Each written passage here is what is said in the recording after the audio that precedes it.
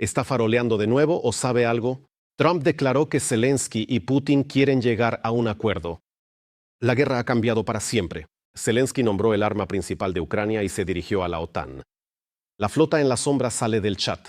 Las Fuerzas Armadas de Ucrania atacaron 8 petroleros rusos en el mar de Azov en una sola noche. Bueno, y para los rusos todo va según lo planeado. En la región de Omsk aparecieron colas kilométricas en las gasolineras tras el ataque a la refinería. En Belgorod y Briansk también lograron alcanzar objetivos muy importantes. De esto y de mucho más hablemos ahora mismo. Y no olviden darle like a este episodio. El tema clave de las negociaciones entre los presidentes de Ucrania y Estados Unidos en la cumbre de la OTAN en Turquía serán los sistemas de misiles antiaéreos Patriot. Así lo declaró el presidente ucraniano Volodymyr Zelensky. El jefe de Estado subrayó la importancia de recibir una gran cantidad de estos sistemas durante su encuentro con el secretario general de la OTAN, Mark Rutte. Zelensky también señaló que discutirá diversos temas con el presidente estadounidense. Agregó que es importante encontrar la manera de obtener cuanto antes más misiles para los sistemas Patriot. Esta es la cuestión más importante que discutiremos. Para nosotros es una cuestión urgente, dijo el presidente de Ucrania.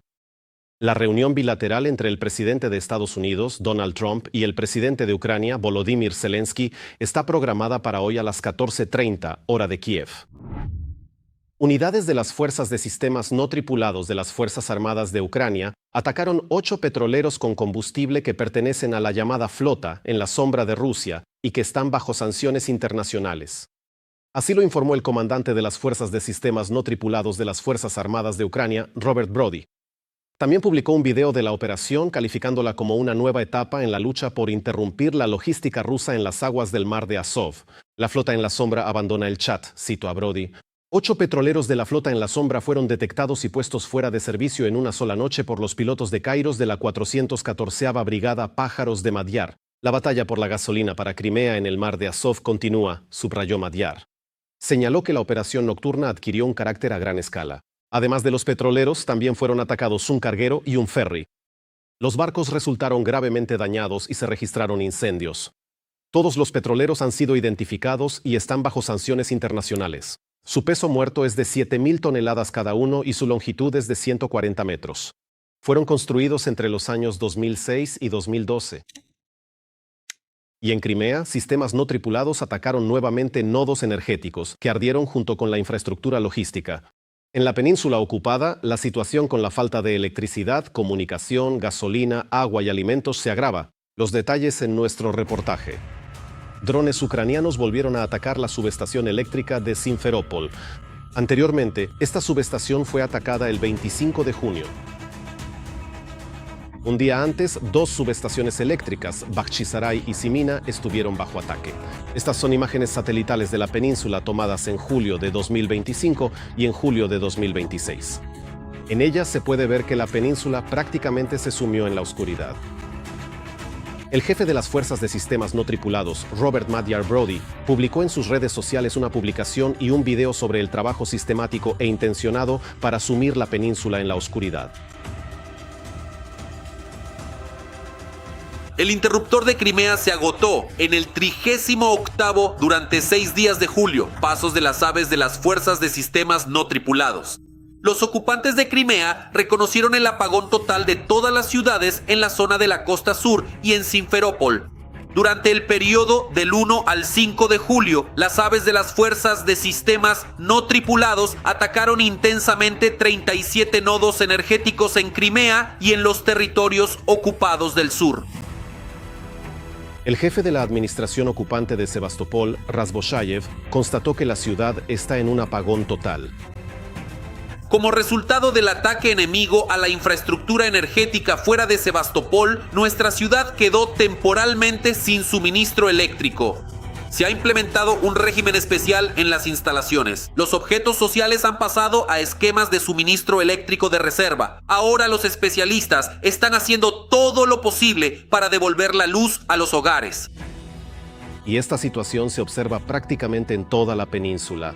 Está ocurriendo un desmantelamiento del sistema energético y en general yo diría un desmantelamiento del sistema de soporte vital. Bueno, sin electricidad naturalmente ningún sistema de soporte vital funciona. Esta noche se produjeron nuevos ataques contra el sistema energético de Crimea y esto es, otra prueba de que Crimea en general, de ser, si lo decimos de manera grandilocuente, el principal logro de Putin durante todo su mandato, este principal logro, la principal razón por la que puede y probablemente intenta sentirse orgulloso de sus logros, se está convirtiendo en una maleta sin asa.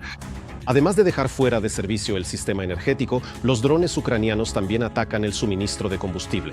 Así, en el mar de Azov, fueron destruidos 2 petroleros que transportaban gasolina a la península.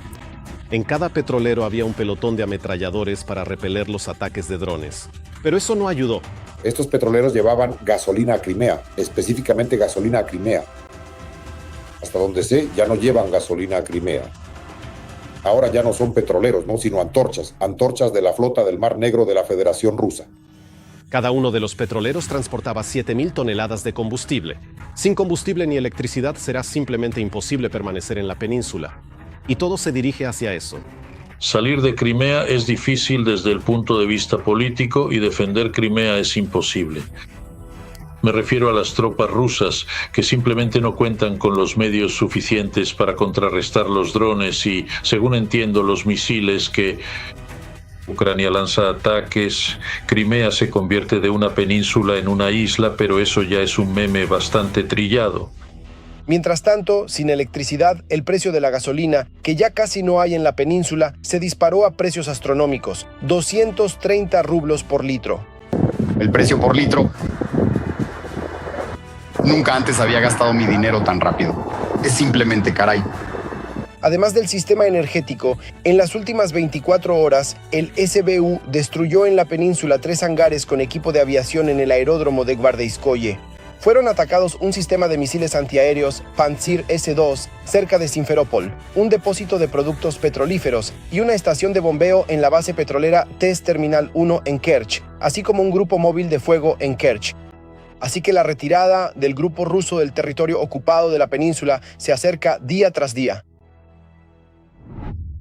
El jefe de la oficina del presidente de Ucrania, Kirilo Budanov, instó a los ucranianos en Crimea, ocupada por Rusia, a tratar con comprensión los problemas sociales temporales. En una entrevista con RBC Ucrania, Budanov declaró que el objetivo clave es devolver Crimea a casa. Y todas estas incomodidades son por una gran causa, y esa gran causa es el regreso de Crimea, señaló Budanov. También informó que actualmente lo más importante es cortar la logística sur de las tropas de ocupación rusas, a través de la cual se suministra al grupo enemigo Dnieper. El presidente Zelensky intervino en la cumbre de la OTAN en Ankara. En particular, afirmó que Ucrania elimina a unos 30.000 militares rusos cada mes, principalmente con la ayuda de drones. Asimismo, las fuerzas de defensa realizan regularmente ataques de largo alcance contra objetivos militares rusos. Ya no queda ninguna gran refinería rusa que no haya sido atacada por drones o misiles ucranianos. Zelensky afirmó que Ucrania cuenta con las capacidades de drones más avanzadas del mundo y propuso a los socios unirse a la iniciativa Drone Dial. También hizo un llamado a los aliados para que apoyen la producción de sistemas Patriot bajo licencia en Ucrania y aceleren la creación de un sistema europeo de defensa contra misiles balísticos.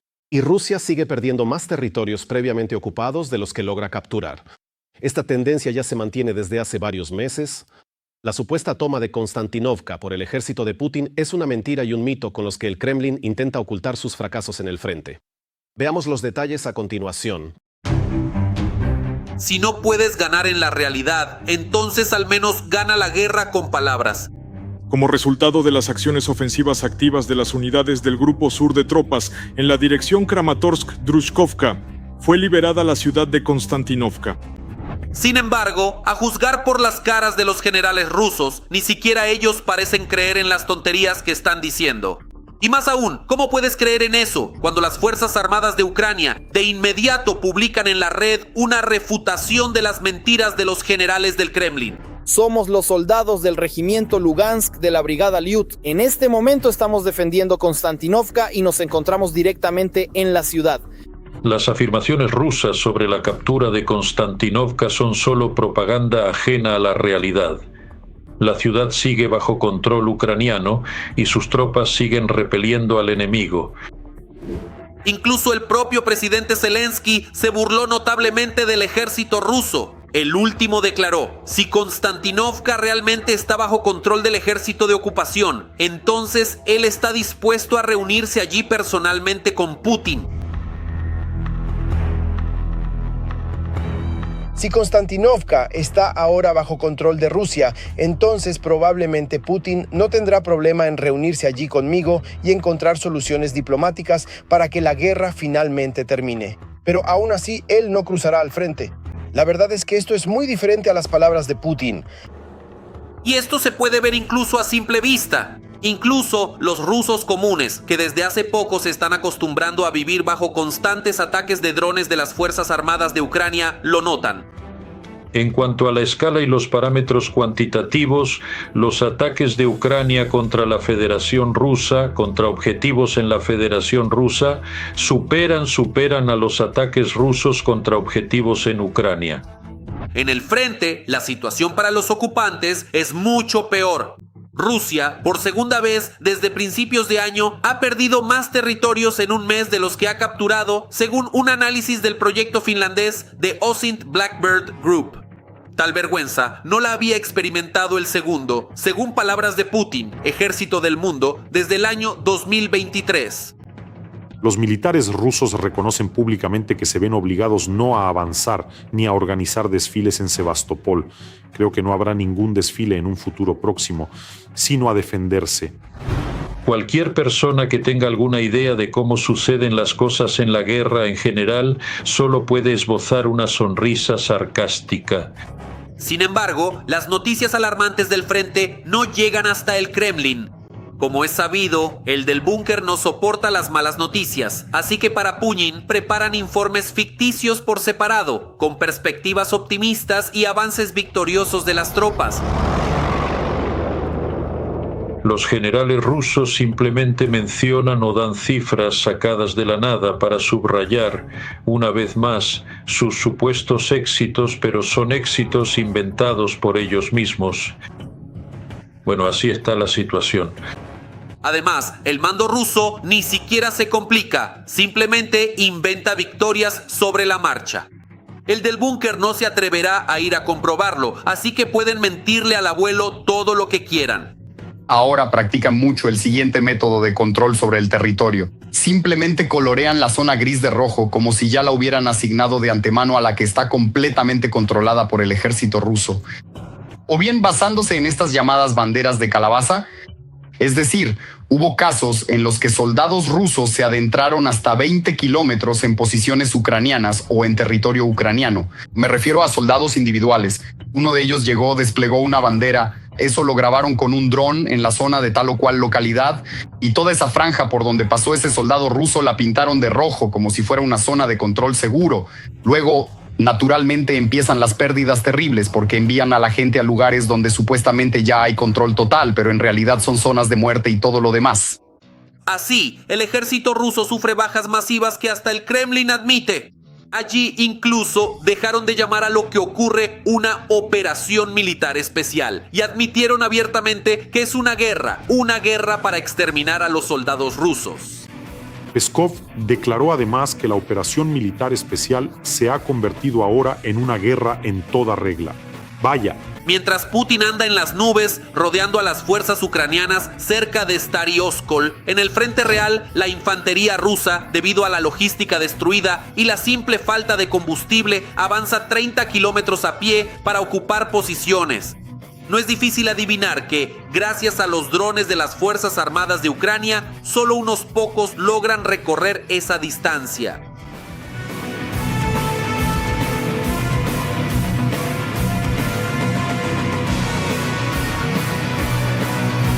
Y lo peor está por venir, según afirman ya los generales ucranianos. Debido a la catastrófica escasez de combustible en el frente, miles de contratistas del Kremlin quedan aislados de provisiones, municiones y de cualquier tipo de rotación o suministro de nuevas partidas de carne de cañón. Desde hace poco, Putin ni siquiera tiene con qué abastecer de combustible a sus casas y bombarderos. Sobre el tema del combustible, a día de hoy Rusia no puede comprar una salida a esta crisis. Es decir, incluso si tuviera suficiente dinero, no podría comprarla. El 42% de la capacidad de refinación de petróleo en Rusia ya ha quedado fuera de servicio. La pregunta es, ¿cuánto hay que pagar para que compremos combustible y así compensar todo esto ahora? Esta pregunta supone que hay alguien a quien comprar tales volúmenes, pero no los hay. Resulta que el tan alabado frente ruso se está desmoronando por todos lados. Rusia sigue perdiendo más territorios de los que conquista. Así que las recientes palabras de Peskov sobre que Putin está dispuesto a reunirse con Zelensky en Moscú ya no parecen tan irreales. Porque a este ritmo, las Fuerzas Armadas de Ucrania pronto romperán el frente ruso y harán retroceder a los ocupantes hasta Moscú. El presidente de Ucrania, Volodymyr Zelensky, y Putin quieren llegar a un acuerdo. Así lo cree el presidente de Estados Unidos, Donald Trump. Cito, creo que ambos quieren llegar a un acuerdo. Es una pena que haya tomado tanto tiempo, pero creo que algo saldrá de esto.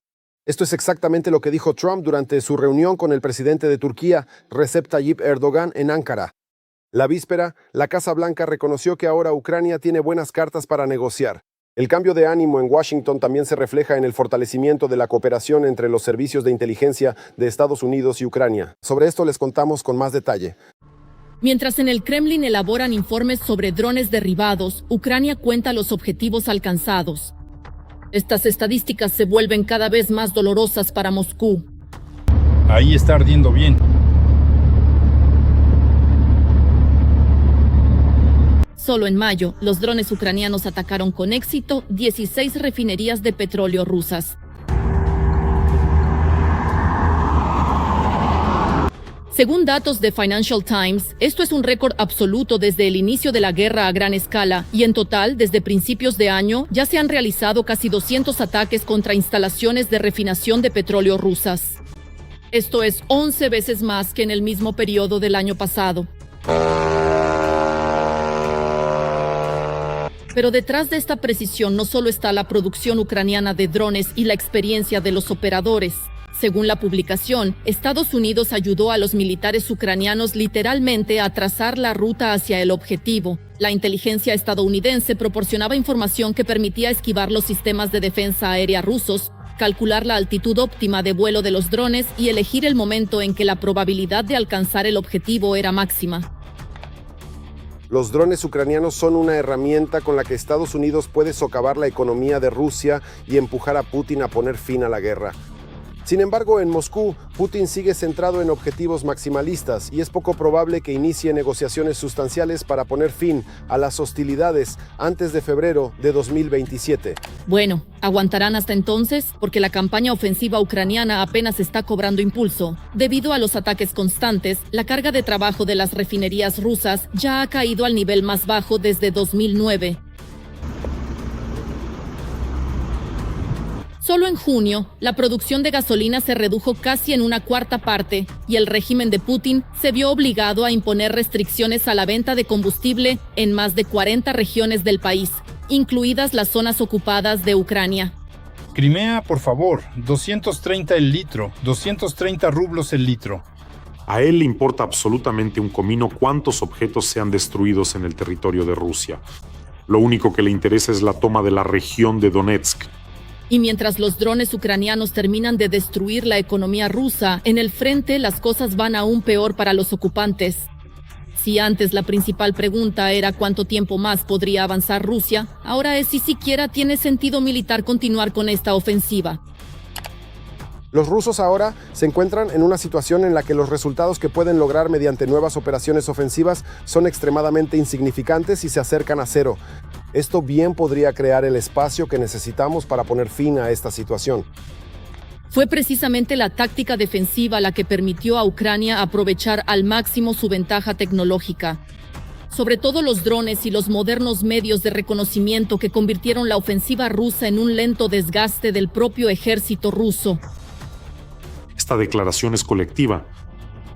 A la Brigada 1452 nos transfirieron a 8 personas, casi todos discapacitados, algunos con la confirmación de ABC con sello rojo, otros que ni siquiera pasaron la comisión médica ni se les realizó. Y también transfirieron a 7 personas a otra brigada. Allí, los muchachos también son casi todos discapacitados. Pero llegó el jefe médico, llegaron otros oficiales y dijeron que todos éramos aptos, que todo estaba bien, que podíamos ir a trabajar. Nadie se molestó en revisar nada, a nadie le importamos. Vamos a ver qué está pasando en los flancos. ¿Qué está pasando en los flancos? ¿Estamos seguros de que todo está bien allí? Voy a plantear la pregunta con cuidado. ¿De verdad todo está bien, incluso desde el punto de vista de los informes reales sobre la situación? En los flancos de lo que supuestamente es la batalla principal del verano para nosotros. Y allí hay cosas que mirar con atención, hay cosas que revisar, comprobar la actualidad de los informes. Parece que hoy en día el principal problema del Kremlin ya no son los drones ucranianos e incluso ni siquiera la escasez de combustible. El principal problema es que la guerra, que Putin esperaba ganar en 3 días, está devorando despiadadamente a Rusia. Cada nuevo día trae cada vez menos territorios, pero cada vez más pérdidas. Estas cifras crecen en progresión geométrica. En la región de Omsk, tras el ataque de drones ucranianos a la mayor refinería de petróleo rusa, se formaron colas kilométricas en las estaciones de servicio. El pánico comenzó casi inmediatamente después del ataque hacia la tarde del 6 de julio. Se formaron aglomeraciones de coches en las gasolineras, tanto en la propia ciudad de Omsk como en la región. Los habitantes de Omsk compran gasolina en grandes cantidades por miedo a la escasez. Sin embargo, las autoridades piden que no cunda el pánico, asegurando que hay suficiente combustible en la región.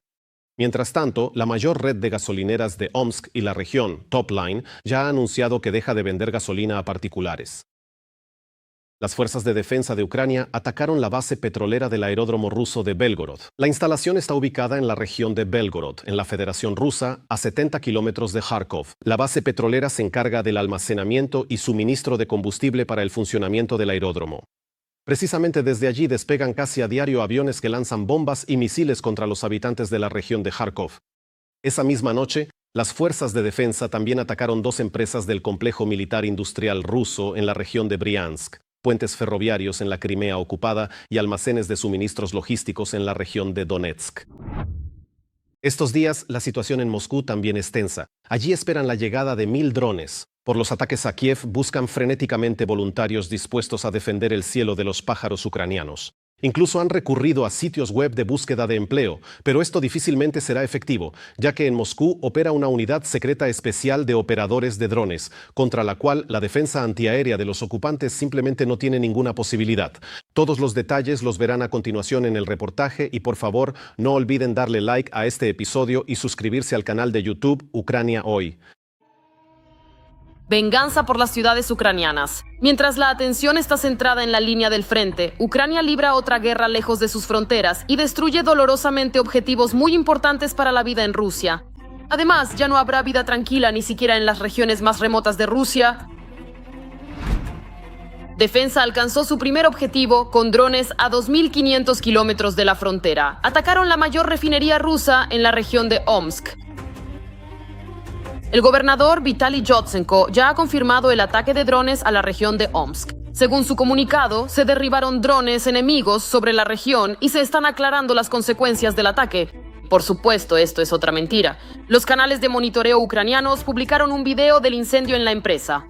Como resultado del ataque, resultó dañada la unidad de procesamiento primario de petróleo ABT-11. La planta está en llamas. Todo es oficial. No miren las antorchas. Esta parte es la que debería interesarles. Bueno, hace unos 10 minutos tal vez impactaron. No escucho sonidos, bueno, estoy lejos, pero tengo una vista directa de toda esta situación. En fin, aquí está. Así que ahora, de verdad, no se demoren. Los que tengan coche y me estén viendo, vayan a la gasolinera. Además, hoy levantaron el límite para los bidones. Por si alguien no lo sabía, hoy pueden llevar bidones a la gasolinera y lo último que quede, ustedes. Les recuerdo, la refinería de Omsk es la mayor planta de procesamiento de petróleo en Rusia. Su capacidad es de 21 millones de toneladas al año. Antes de esto, el ataque más lejano de los drones ucranianos fue contra una refinería en la región de Tyumen. Eso está a 2.000 kilómetros de la frontera ruso-ucraniana. Para repeler el ataque de los drones ucranianos en Omsk, incluso se utilizó el más moderno caza Su-57, pero solo logró derribar un dron. Los demás alcanzaron su objetivo con precisión. Eso es, carajo.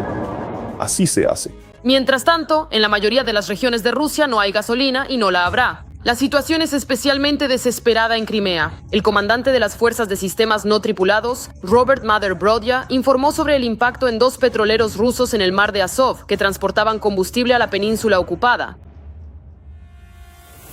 Los ocupantes intentaron resolver el problema de la falta de gasolina. Ahora hay combustible alrededor de la península, pero está principalmente en el mar. Las fuerzas ucranianas de sistemas no tripulados están alcanzando cada vez más lejos y más profundo. Ahora los ocupantes no podrán sentirse seguros en ningún lugar. Y uno de los batallones más secretos en esta campaña es el batallón Kairos de la 414 Brigada Independiente de Ptika Madyar. Durante mucho tiempo prácticamente no se sabía nada sobre la existencia de esta unidad. Sin embargo, recientemente los periodistas de The Times lograron por primera vez hablar con sus combatientes y quedó claro, precisamente Kairos juega hoy uno de los papeles clave en la campaña ucraniana de ataques de largo alcance en territorio ruso. Y es muy bueno que prácticamente no sepamos nada de estas unidades hasta nuestra victoria, que son las que cumplen estas misiones de combate, porque los rusos, es decir, los servicios especiales rusos, tendrán la tarea de identificar, localizar, intentar encontrar y destruir estos mecanismos, estas plataformas. Por eso es un enfoque correcto e inteligente. Y cuanto menos información haya en el flujo informativo, mejor estarán los muchachos, más misiones de combate podrán cumplir. Y lo que hacen lo vemos perfectamente. Por ahora, esta información difusa se atribuye a todo, o bien a las fuerzas de defensa o bien a las fuerzas de sistemas no tripulados. Así es precisamente como se protege directamente a la unidad de combate que, por ejemplo, se encarga de los ataques a larga distancia. Según los propios militares, la unidad existe desde hace unos 200 días. Durante este tiempo, afirman, se han alcanzado aproximadamente 200 metas diferentes. Pero lo principal no es la cantidad, sino el propio concepto de su trabajo. Kairos es responsable precisamente de los ataques de largo alcance. En primer lugar, se trata de objetivos que tienen importancia militar o industrial defensiva. Estos son refinerías de petróleo, bases de combustible, instalaciones de infraestructura de gas, almacenes de suministros técnicos, centros logísticos, empresas que fabrican componentes para armamento, así como elementos del sistema ruso de defensa antiaérea. Aquí, por ejemplo, la eliminación de la defensa antiaérea. O bien un ataque a nodos energéticos, como en Crimea. En 6 días, los drones TAI de Madyar atacaron 37 nodos energéticos. En el ataque también participaron fuerzas de Kairos. Pero además, Kairos ataca regularmente Moscú y la región. El comandante de la unidad con el indicativo Rey contó a los periodistas que antes de la serie de ataques en la región de Moscú, el batallón estuvo casi 2 meses desactivando sistemáticamente los sistemas rusos de defensa antiaérea en los accesos a la capital. Y, según él, esto obligó al mando ruso a elegir entre reforzar la defensa de Moscú o debilitar la defensa en otras direcciones. Y en el Kremlin decidieron defender Moscú, por lo que empezaron a concentrar toda la defensa antiaérea en la capital. Y vimos una imagen como esta. Por lo general y de manera habitual, el helicóptero regresa después de su misión, con un tipo de objeto muy similar a este que vemos aquí.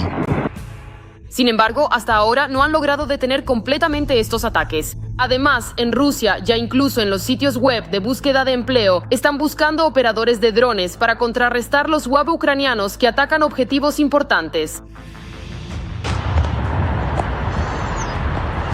Patrullamos el cielo de Moscú. Nos ha tocado el honor de proteger la infraestructura en Moscú.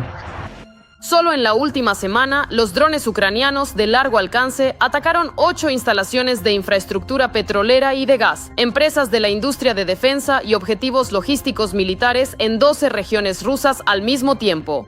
Algunos aparatos recorrieron una distancia de más de 1.500 kilómetros. Los chicos tienen el enfoque correcto, es decir, los chicos definitivamente empezaron a actuar según un algoritmo determinado, es decir, para destruir, digamos, con medios de ataque de largo alcance algunos objetivos locales en ciertas áreas. Primero crearon presión en los llamados talones de Aquiles de Rusia, en Moscú, en Crimea. para que los rusos retiraran de la retaguardia los sistemas de misiles antiaéreos, la ubicación de las tropas radiotécnicas y los concentraran en estos objetos principales para ellos, para los rusos. El puente de Kerch tiene la defensa antiaérea más densa, Moscú tiene la defensa antiaérea más densa, Valdai tiene la defensa antiaérea más densa, y ahora están intentando reforzar San Petersburgo, también crear cierta densidad, pero ¿a costa de qué? A costa de que retiran de la retaguardia los sistemas de misiles antiaéreos y trasladan los radares, los trasladan a esos 3 o 4 puntos. Y en ese momento, tan pronto como empezaron a trasladar, nuestros drones y medios de ataque de largo alcance comenzaron a eliminar objetivos rusos ya en la retaguardia. Es decir, empezaron a atacar la defensa antiaérea de objetos específicos, por cierto, incluso logrando superarla gracias a exceder el coeficiente de saturación de los sistemas de misiles antiaéreos o radares que quedaban allí y cumpliendo las misiones de combate. Los requisitos para los combatientes de Kairos son mucho más estrictos que en muchas otras unidades. Se les prohíbe contarles a sus familiares dónde sirven. El consumo de alcohol está prohibido. Se realizan controles regulares con polígrafo para evitar posibles filtraciones de información.